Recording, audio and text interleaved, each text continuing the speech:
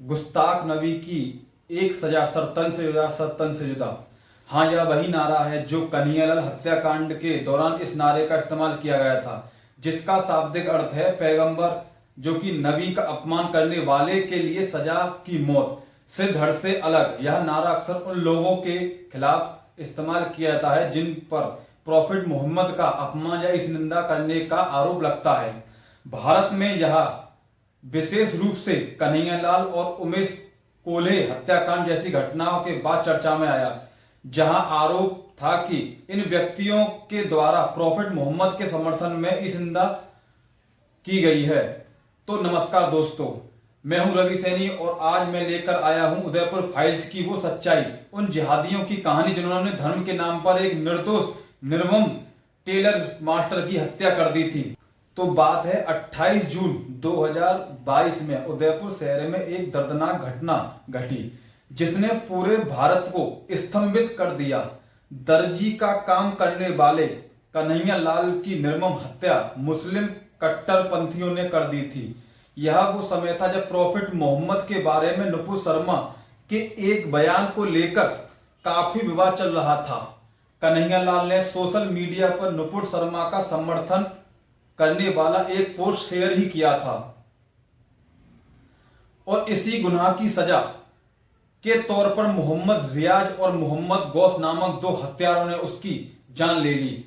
आरोप है कि इस निर्मम हत्या में कई और लोगों ने भी उनका सहयोग किया था। फिल्म उदयपुर फाइल्स इन्हीं कट्टरपंथी जिहादियों के गुनाहों को उजागर करती है। कन्हैयालाल केस पर आधारित एक फिल्म उदयपुर फाइल्स बनी थी, जो कि फिलहाल रोक लगा दी गई है उस पर। कन्हैयालाल टेलर मर्डर की रिलीज को रोकने के लिए सुप्रीम कोर्ट में याचिका दाखिल हुई है। यह याचिका केस के आरोपियों में से मोहम्मद जावेद ने दाखिल की है।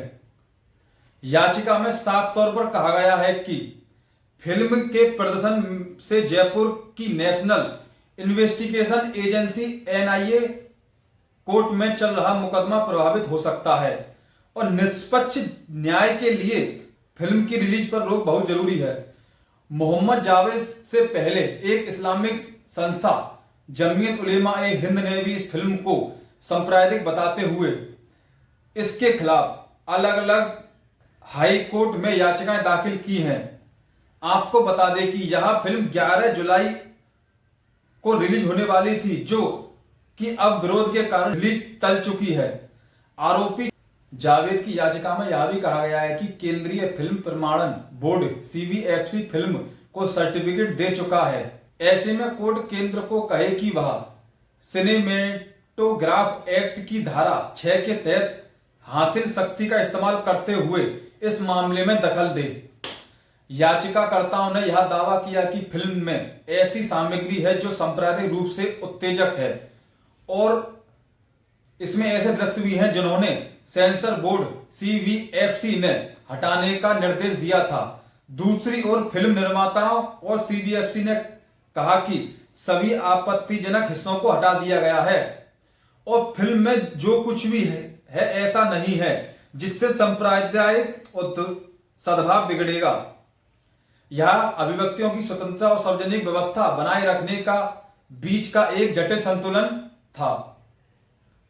एक तरफ फिल्म निर्माता अपनी कलात्मक स्वतंत्रता का हवाला दे रहे हैं, तो दूसरी तरफ याचिकाकर्ता समाज में शांति भंग होने की आशंका जता रहे हैं।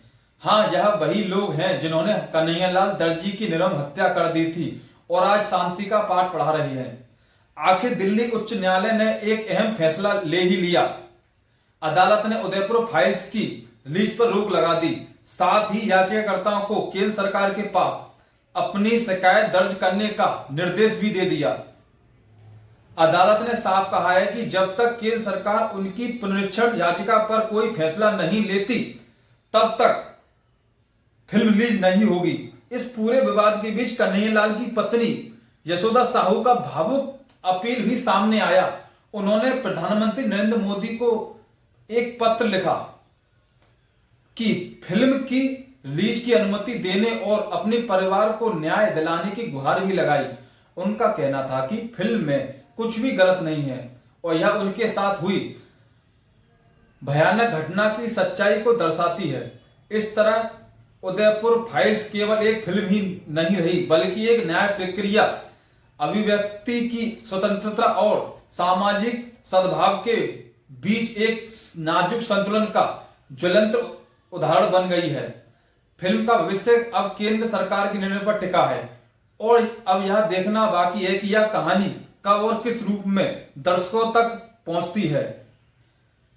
फिलहाल इस एपिसोड में इतना ही। अगले एपिसोड में लेकर आऊंगा आपके लिए मोपला फाइल्स। सन 1946 में हुए मोपला मुसलमानों के द्वारा नौअखली दंगे। जुड़े रहिए हमारे साथ। मैं हूं Ravi Saini, justice voice news channel से, और हम फिर मिलेंगे एक ऐसी ही सच्ची कहानी के साथ। जय हिंद, जय भारत। शेयर, लाइक और सब्सक्राइब करना ना भूलें। कमेंट में अपनी राय जरूर दें।